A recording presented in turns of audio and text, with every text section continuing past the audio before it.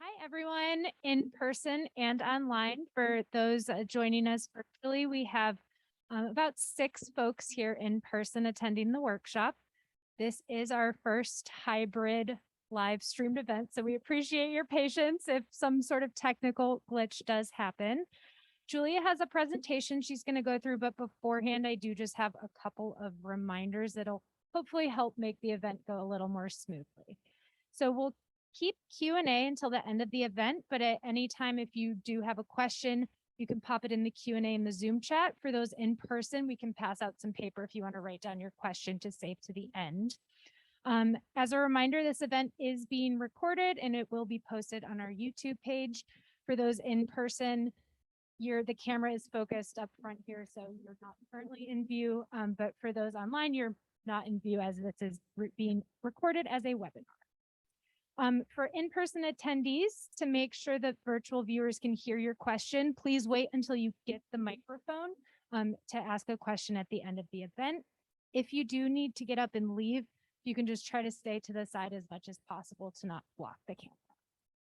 For virtual attendees, use the Q&A feature in Zoom to ask a question. And if you're experiencing any sort of technical difficulty, use the chat feature and we'll try to troubleshoot and get things back on track. So again, thank you for your patience as we go through this first of our hybrid events, and I'm going to turn it over to Julia now to get the presentation started. Hey, how are you doing today? I'm excited to. It's a little bit tricky to be in person and online at the same time. And usually I engage students throughout my workshops. So I'm going to be asking you questions as we go along the way, not necessarily hold to the very end, but I'm Julia Beyer. I'm a school communication career advisor. So I work with undergraduate and graduate students in the School of Communication. Do we have any School of Communication students here today? Okay, no, that's okay. Anyway, so I'm excited to talk to you about this event that's happening tomorrow, right? Everybody remember it's tomorrow? Has anyone been to a fair before? We had one nod to the head. So this is a wonderful opportunity because we'll be able to be in person, be able to find some jobs off campus, to be able to interact with different units here. So I'm assuming we're all looking for a job, right? We're all looking for a job. So, and what can be very difficult when you're looking for a job is when you're applying online, there are many other people who are applying online, and you may not always hear back on your application. Maybe you'll get the automatic response, we've received your application, but you might not always hear where you stand in the process. And that can be very frustrating. And a way to set yourself apart is really to get in front of people, any way that you can, whether it's on Zoom or whether it's at an event like the part-time job fair tomorrow, and to have a connection with someone, meeting conversation about yourself, introducing yourself to them, learning more about what they do. So what do you think point of, besides introducing yourself, what do you think are some things you can learn from the organizations that will be attending tomorrow? What do you think are some things you can learn from that conversation? Okay. Does anyone have any ideas what you could learn by showing up in person, having a conversation? Are you going to learn everything about that organization, that university department, by going to their website? So what else can you learn? It's okay. It's anything out there. What else could you learn?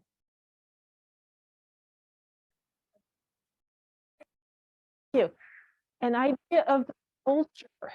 What is it like to really work in that office? You see a job description and you read the these are the things that they're looking for. But do you really know, like, really what could set you apart from other candidates for this particular opportunity? Do you really know what is it like to work there? What's the team like to work with? Do you really know the communication style that people have with each other? Would you be working more independently, or would you be working more in a group of folks? Because the more you understand that, the better you can position yourself for an interview, for an opportunity going forward. I know this is kind of be going in and out here. Okay, so review the basic details here, and I quite understand, but it's happening tomorrow from 3 to 5 Eastern Standard Time.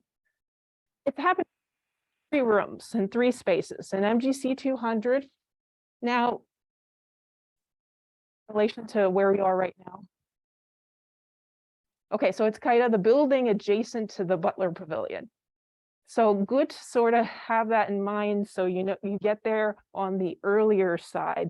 Now, I know some of you might have conflicts, maybe you have a class and you can't help but to go a little bit later. Well, why do you think I suggest that you go on the earlier side? If you're able to. So that you can have conversations with them before it starts. Already start working, you know, as early as possible. By 4:45 p.m., how do you think the people are going to feel who are at that event, who are staffing that event? Exhausted. Yes, they've had all these conversations with students, they're kind of burnt out, they're exhausted. So they're on the earlier side. And thank you, by the way, guys, for showing up a little early to this event. Because you could start networking right away. You could start having some conversations. And this picture is from one of the FWS fairs or part-time job fairs that we've had previously. As you can see, they have a table, they have a setup, they have some posters, they have some images. They might have some tchotchkes, some takeaways that you can walk away with. What do you preparation for it? Probably your resume. It would be a great idea to bring your resume. Absolutely. And we're going to go into that a little bit as well. Bring several copies of your resume. And ideally, you want it to be how long? 1 page, 1 page. Bring several copies of your 1-page resume, because you want to be able to share something. Now, will all of the tables be accepting resumes? Some may not, just like our regular career. On September 8th, by the way, we have another big career fair coming up later this month with 100+ organizations. Just bring resume. Don't worry about a cover letter. Just bring a resume, several copies of your resume.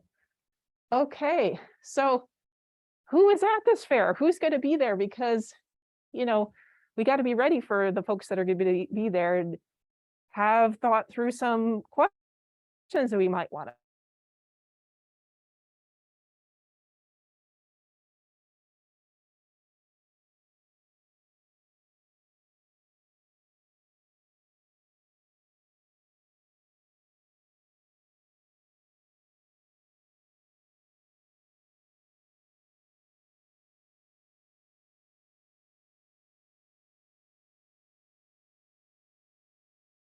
Here of on-campus organizations, departments that are hiring. So what I would encourage you to do, go on the student jobs list. Have you all looked at the student job? You know what I'm talking about? And I want you, I'll bring it up in a second, but I want you to study that list of jobs, because you know these organizations are going to be there.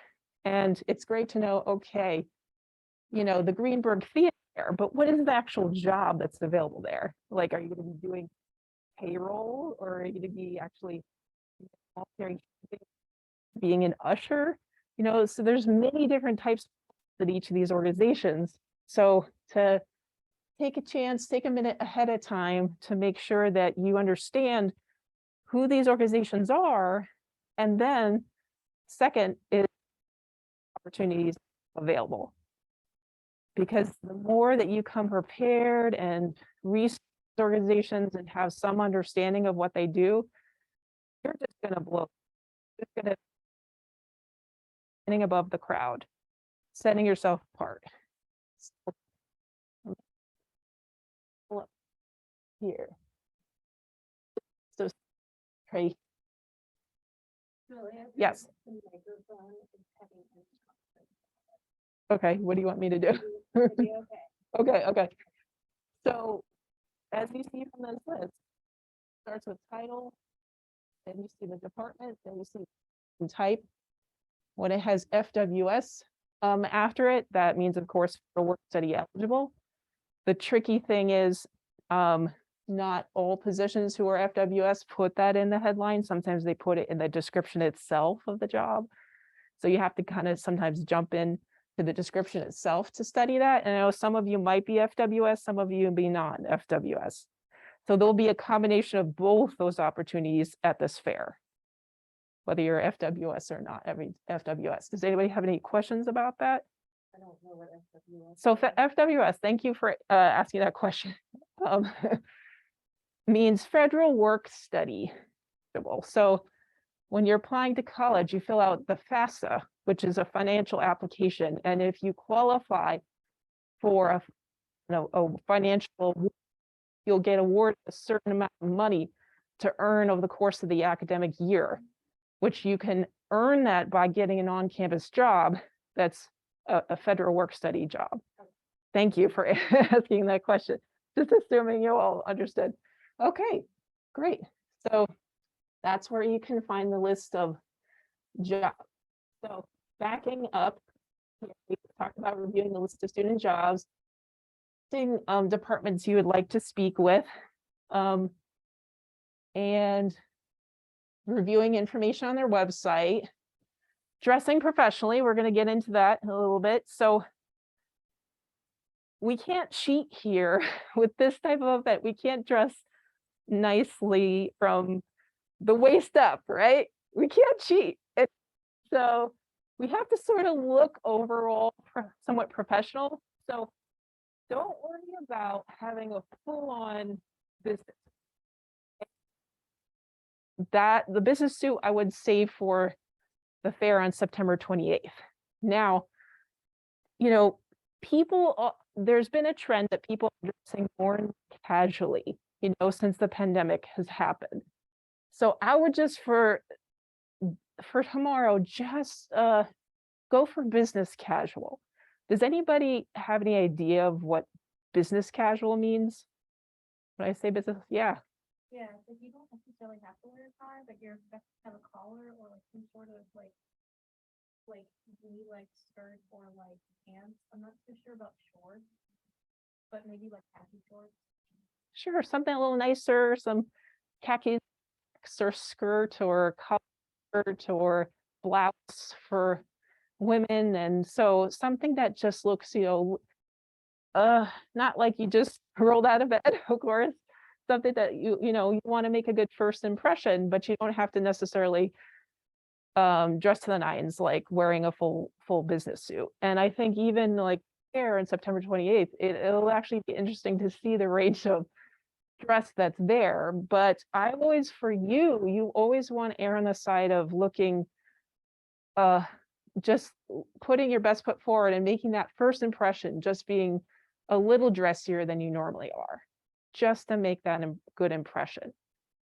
It's just part of, you know, when you're introducing yourself and having that first connection with somebody, just try to err on the side of dressing up than dressing down. Okay, bringing copies of your resume. Also, legal identification documents, your driver's license, Social security card, passport, in case there could be someone on the spot interviewing and hiring.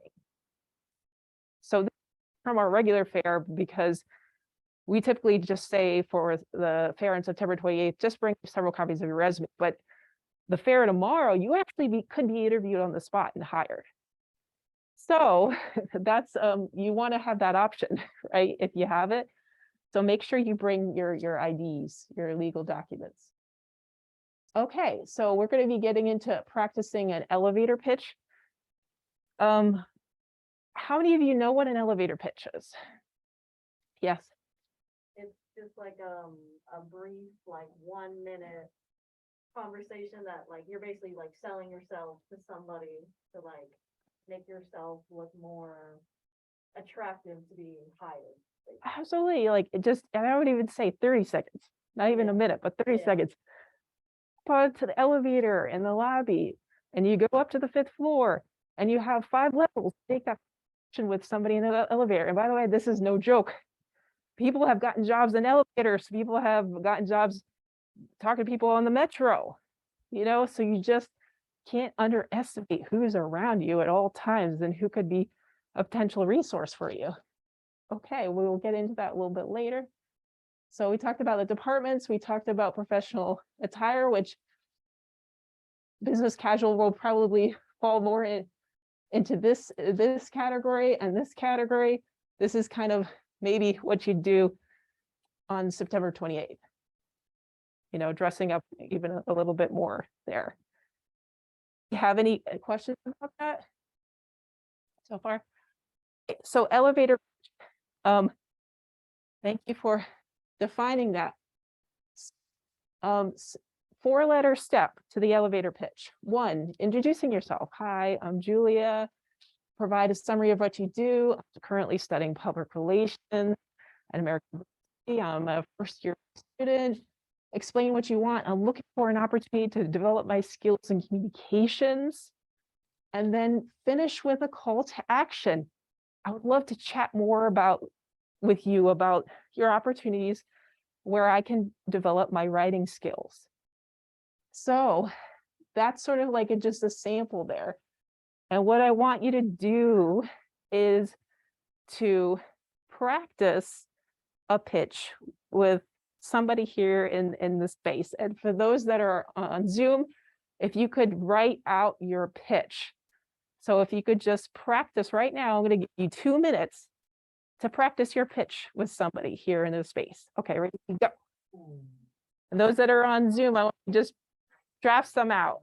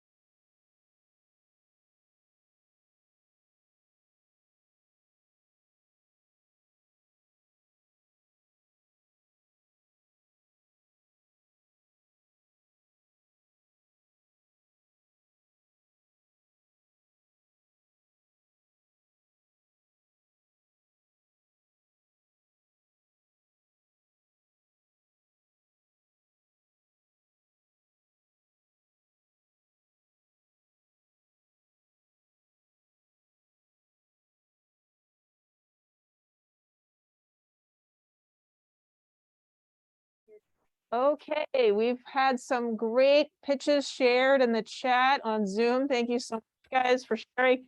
And how did you guys, the practice you've had so far? Okay, did it feel like a little rough? Or did it feel, pull it out pretty quickly? Kind of always good a little bit. Do some warm-ups. Maybe when you want to talk to tomorrow, maybe pick some departments maybe you're not sure you're so interested in to warm up, to practice, to warm up before you get to the places you really want to work. You know, because it's one thing to sort of, you know, try to practice yourself, but to actually do it for real in person, it's nice to sort of have some warm-up time with a couple places maybe you're not applying. So, okay, and you know, like I said, it's been a long time since we've done a lot of this in-person networking, and we're all a little rough around the edges, and I think everybody is feeling the same way, no matter how much practice you've had, you know, like everybody's feeling like they're a little rusty. Hey, does anyone have any questions or comments about what we just did? Okay, so I wanted to get into the resume. So have on our website, american.edu/career center, then resumes and CVs. Here we've got some resume templates. So we've got a first and second year template, we've got upperclassmen, we've got graduate student. So we've got the whole range of students here, and it's a template that you can go ahead and download in a Google Doc. And the first page is basically the format, which hopefully most of you guys have this, you know, this type of format. And then the second page is the example of the actual wording that you can use, the very strong wording. And by wording, I mean, you know, action verbs like managed and facilitated and maintained and research, always starting with really good action verbs. So hopefully you'll have several copies of your resume ready to go. Make sure for those incoming students, you have American University on your resume. Because I've seen, you know, some students who are still new here who don't even have AU yet on their resume. So make sure you get it on the resume, just to make sure that people know you're a student here. So, and, you know, the three main sections are education, experience, and skills. And most people lead with their education section. What comes next? It could be experience, it could be skills. And so making sure that, actually one thing I wanted to ask you guys is, how much time do you think a recruiter, somebody who's checking your resume, different jobs, how much time do you think a recruiter spends looking at resumes on average? 8 seconds, and what did you say? 5 seconds? Good guesses, 6 seconds. 6 seconds. And I know the folks you're going to be meeting tomorrow aren't necessarily recruiters. They're working in different offices on university. They probably will take a little more time to look at folks' resumes. But generally speaking, it's in a few seconds. You have to make an impression in person and also on paper. So what's really important about that is, regardless of where you are at, undergrad level or graduate level, because I think someone said they're a graduate student, you're a graduate student, you want the most important information to be on the top half of the resume, because you just can't assume people are going to look any further. Just that top half has to be the most important experiences. And so overall on the resume, you want to make sure that it's the most relevant information there and the most important information there. Now, how do we do that when we don't know exactly, you know, all the positions that you could be applying for when you go talk to these people at the fair tomorrow? You just still you don't want it to be, you want to list the most relevant and the most important positions. And so anything on your resume where you're not excited about it, it wasn't a good experience, it's from a long time ago, just get it off the resume. Just because when you're applying to college, it's a very different thing. You like pad your resume with everything you've done under the moon, every single thing. But when you're applying to different opportunities, employers just want to see what is most relevant for me to know about in this one page. So you got to do the work, the legwork to sort through things and pick and choose the most important things to highlight about yourself. So it's a really broad statement, and there might be some things run into your mind like, well, do I keep this still or do I keep that still? And I would just encourage you to make an appointment with your career advisor so that they can work with you and make sure that everything is sort of displayed, like the priority is given to the things that are most important, that you're wording things very well, and that, that it's easy to read. But does anyone have any questions right now, including on Zoom? Anyone have any questions about what I said so far? List your most relevant experience, even if it's not the most recent, right? So what would be like a time limit for that? Like, if you think that that would be like the most relevant experience you had, you want to put that at the top, but that happened like 2 weeks ago, would that be too long, or like is there a time limit? That's an excellent question. So within the past couple of years, I think is great. If it's like 5+, it gets a little bit too far back. But within the past couple of years, I think it's totally fine to highlight something high up in the resume. Did you have a question, Sharina? Oh, you want to bring the microphone? We have a question from the chat. Okay. Is it okay to put a headshot on the resume? Okay, is somebody shaking their head? No. So for purposes of the fair tomorrow, I wouldn't worry about putting a headshot on your resume. There is something called the creative resume, which is a little bit different from the traditional resume, where people can have some graphics and color and might include a headshot with their logo and initials. But not when you're applying through application tracking systems, uploading your resume to the software program, it's garbled and it's not a great to use. But if you're sharing your resume through your portfolio or emailing somebody, anyway, it gets into a whole lot another type of resume there. But I would say really don't worry about it. Now, we do have headshots on our LinkedIn profiles, right? So it's never too early to have a LinkedIn profile, even if you're an incoming first-year student. I would start thinking about creating a LinkedIn profile because it's just part of your brand. But I think don't worry about a headshot on the resume, just because we are really limited with space. You don't have a ton of space to use on a resume. And then your headshot will be on your LinkedIn profile anyway, at some point. If you don't have one now, it will be at some point. Yeah. Oh, okay. Yeah.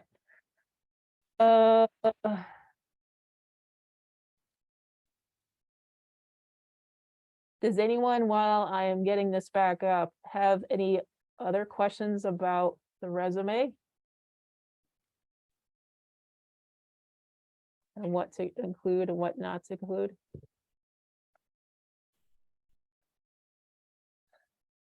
Yeah. So in terms of listing out job experience, Yes.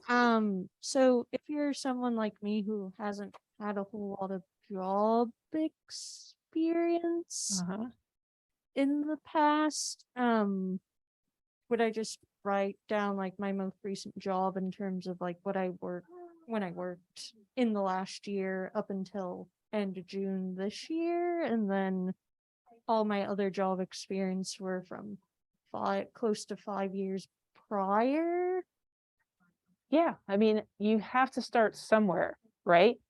And so it actually brings up another point I wanted to, I forgot for a second, but what I've noticed recently is a lot of students work during COVID in retail or restaurant type jobs. And they're like, oh, it's not relevant to my major. I don't want to put it on my resume. I'm like, are you kidding me? You worked during COVID. You were a frontline worker. Get that on your resume. It's really important. So every job you have, there's a value, and unless like it was a totally awful experience, you know. But we talk about transferable skills. You worked in retail. You're dealing with difficult people. You're sometimes thinking on your feet. You're resolving customer service issues.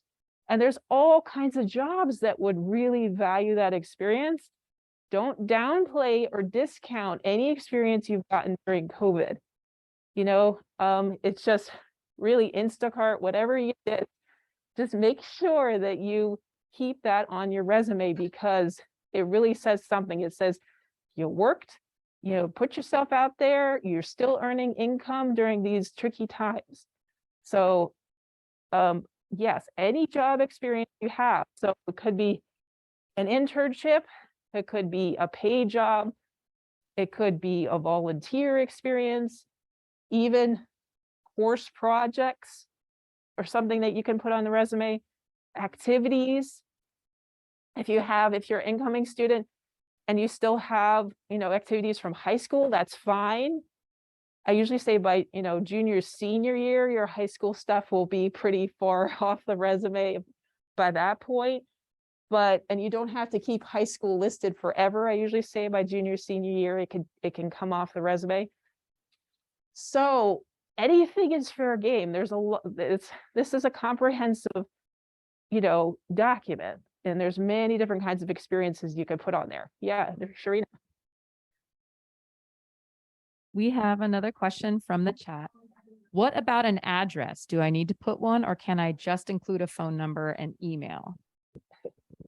That's a great question. What do you guys think? Should you put address on yet? School address is fine, and it's supposed to represent like where you're from. You don't have to give like your home address. It's like kind of personal, you know? Could be your school address. Does anybody have any other thoughts? I don't think home address is like, I know it's like, maybe like location, like, Massachusetts, something.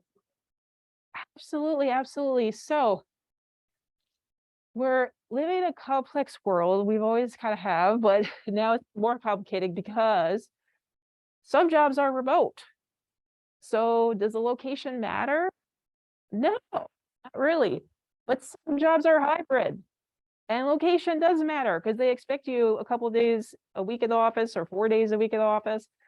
So the address question is a it depends answer. If you are a student at American University and you have AU there, you don't have to list Washington, D.C. because we know you're in Washington because you're a student. So if you're applying for opportunities in D.C., you don't have to list address. But if you're originally from California and you're going to California for the summer to work, you know, some jobs, and it's not clear on the resume where you're from, then you could put your California address. And California employers can then see, oh, she's local, she could, or he could, you know, work for us, you know, work for us when we need them. So the address is a tricky thing because it's like, it matters if it's important to the employer to know where you're physically based. The employer doesn't need to know where you're physically based, then you don't need to list it. But the answer to that question, it's gotten quite tricky, you know, because sometimes people used to put their home address and their school address, like have two addresses on their resume. It's like, it gets crazy. Yeah. Our situation, do we put in the school address or the home address? Just the sake of history. I don't think you have to put either.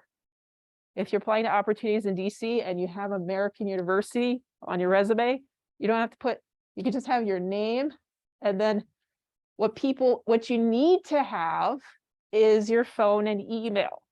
Your phone and email absolutely essential to have under your name. You cannot not list your phone and email. And then an additional thing is your LinkedIn profile link. So that's something else you can add at some point. But yeah, good question. Yeah, Sharita, another question. We have another question from the chat. If you're an Eagle Scout, is it important to have it on the resume? It is always something that is done before a boy turns 18. And I think that might be like, would you keep that on there or maybe move it to awards or, recognitions or something like that? Yeah, absolutely. Something like an Eagle Scout, something that was very involved and took a lot of dedication and time to earn.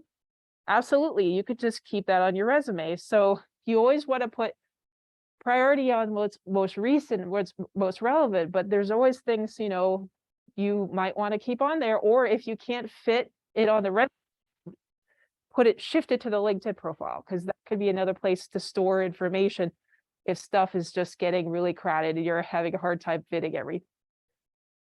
So yeah, does anybody else have any question about resume? All right, we'll keep moving.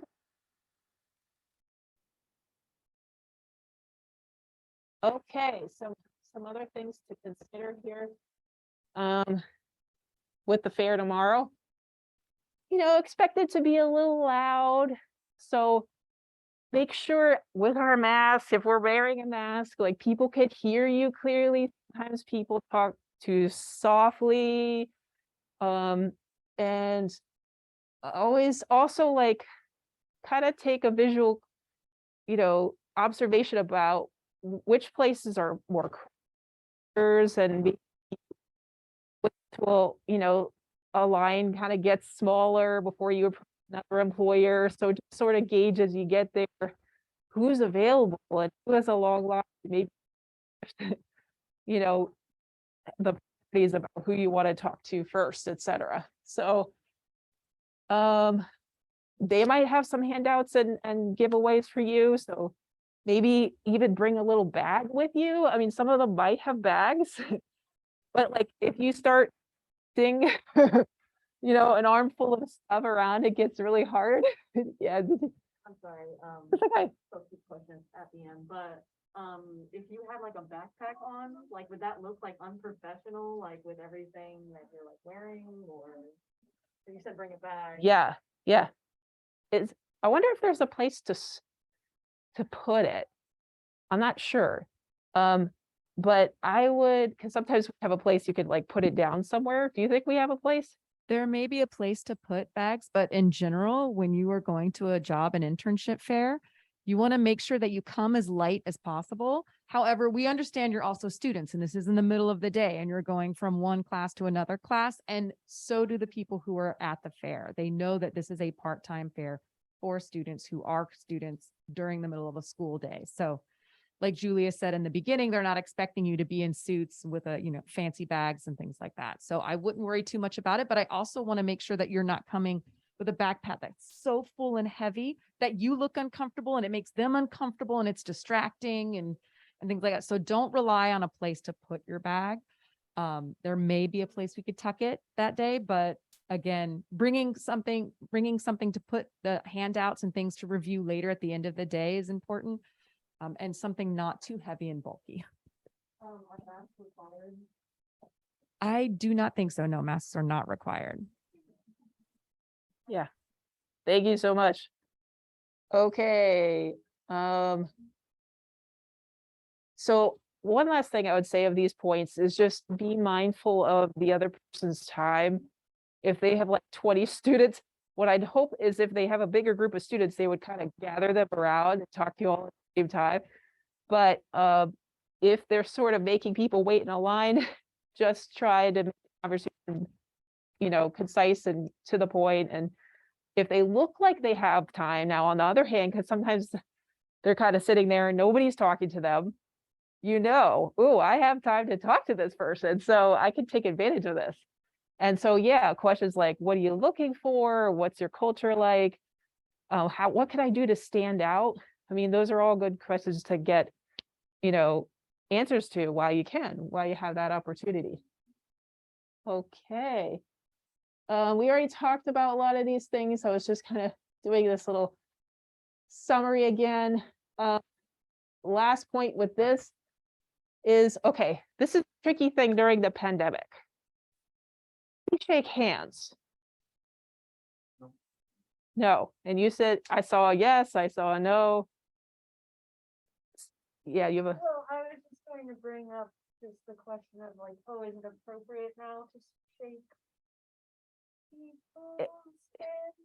it's a great question. I see somebody, Because I know, like, still shake yes. hands and touch on- So the tricky thing is, you might have your preference, but you don't know. And you're not going to know unless you ask them. And so you could say, if you want to shake shake your hand, or you could say, I just want to treat you a wave or an elbow bump, just to sort of, make sure you're respecting that person's boundaries, just like you want your boundaries respected, is respecting other people's boundaries. So you could always ask. You could just always ask to clarify, or you could just simply wave and smile, which is hard in your work. It's like, can't shake hand, can't smile. What are you left to do? Wink, So what are you left to do? So I think it's okay. Everyone is feel the same thing as you, which is a bit awkward about this time, right? We're all gonna feel a bit awkward, and it's okay to be like, hey, I'm just waving my hand to say hi, but or so you don't have to introducing yourself, or if you want, you could just ask them. Wave hi. I think everybody is right. Okay with wave hi. Anyway, so does that help? It's just such an interesting thing at this time. But eye contact, I mean, we can all make eye contact, at least, even with a mask on. And to show that we're interested, to show that we're paying attention, that is something we can do. Okay. Another question? So we have some questions from the chat. The first one is back to the resume a little bit. What are some things that you can put under the interests section of a resume? Yes. So what do any of you have an interest section on your resume? Yeah. And what do you put? Your hobbies. Yeah. Hobbies is something you could do. So as I saw here, when I asked the question, some people have an interest section, some people don't. It's not something you absolutely have to do. I like to say everything you put on a resume is something an employer can ask about in an interview. And so whatever you put there, it's it's something that you want them to know about yourself. Does it all have to be strictly professional? No. You could share some outside hobbies and activities if you feel like it rounds you out as a person. And sometimes people connect. Oh, you play hockey, or you play tennis, or whatever, you're involved in this group. I'm involved in it too, because sometimes that's a way in which somebody can connect with you. But it's only if you're comfortable information. So it's not something you have to do, but if you do book club, volunteer activities, any outside interests that kind of show who you are as a person, so that people can sort of understand you better, could be helpful. Yeah. Another question from the chat. How do I sell myself if I'm interested in a job that I do not have an experience in? Is it even wise to apply for such openings? Yeah. Any ideas?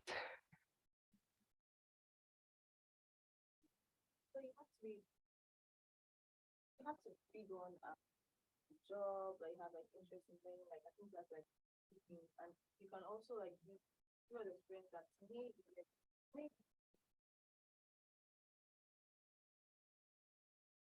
Yeah. So you have to sort of brainstorm all the experiences that you have right now that could relate to that job. So you don't have direct experience in that job.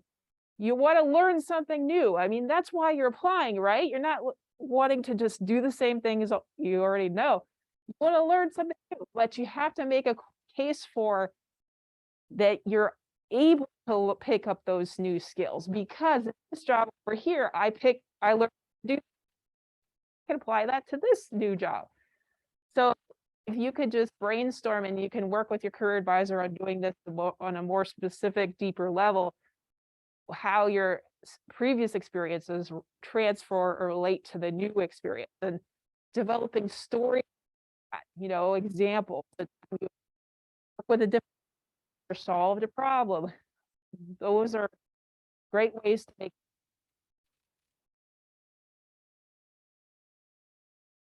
Any other ideas, or keep moving? Let's see. Okay, during the fair, copies of your resume, business cards. Some folks might have business cards, some might not. You all may or may not have business cards. It goes back to that in-person networking. We haven't done it in a while, but business card is a quick way to share your contact information with an employer without giving them a whole full piece of paper. So usually has your name, contact info. Sometimes people put what they study on their business card. So you may or may not business cards of the folks that are there, but if they have them, it's a great way to quick and grab, in case maybe that person was busy and you want to follow up them later, or you want to have a longer conversation with them later. That's what it could be good for. Did you have any other thoughts, Sharina? I was just curious. Okay, and then we lost this again. What happened? Does anyone have business cards? Nope. They might be coming back. I Okay. would also say that the recruiters, as someone who works with the employers here in the AU Career Center, the recruiters are moving away from business cards in general and moving towards LinkedIn. And so they'll say, connect with me on LinkedIn. And they sometimes even have the QR codes to connect with them, or you just look for it and do it right there, or make a note to make sure that you connect later.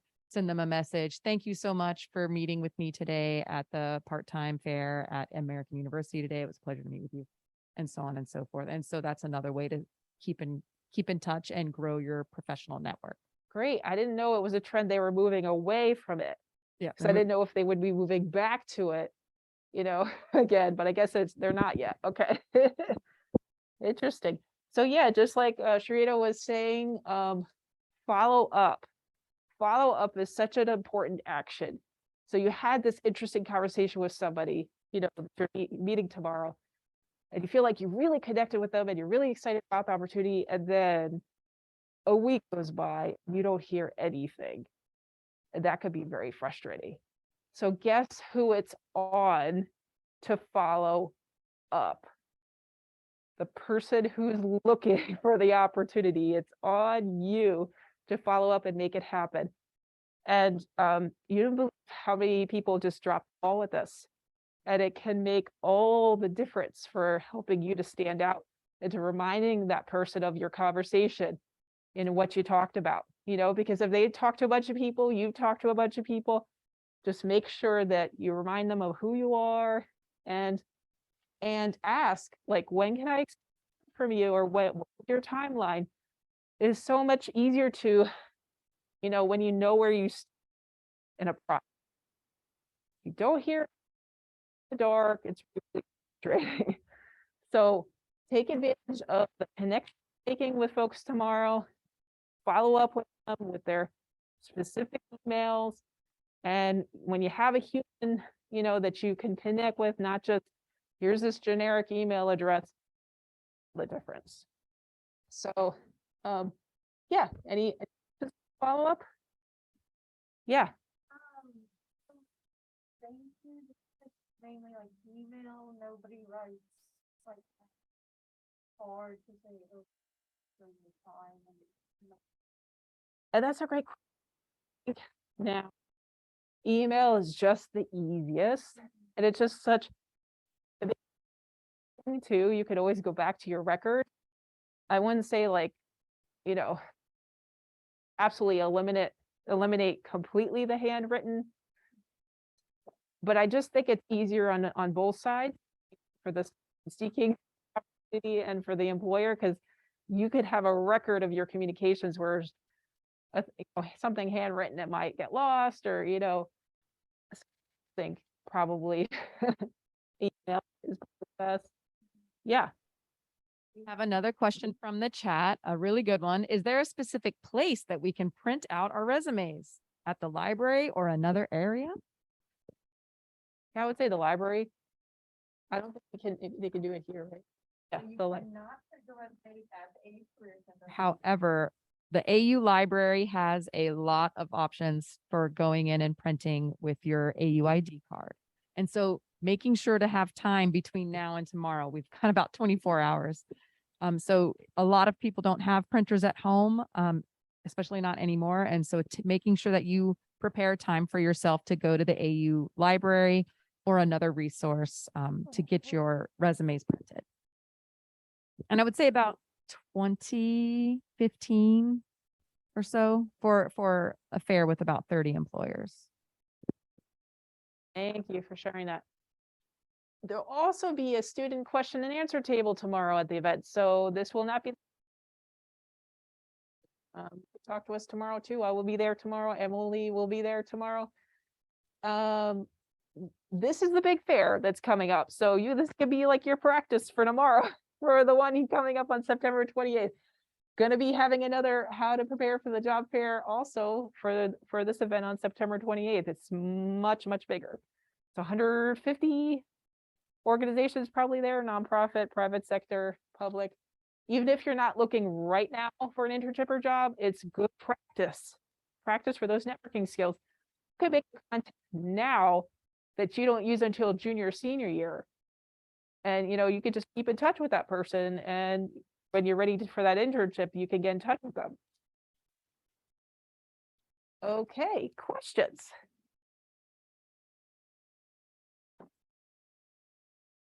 Yes.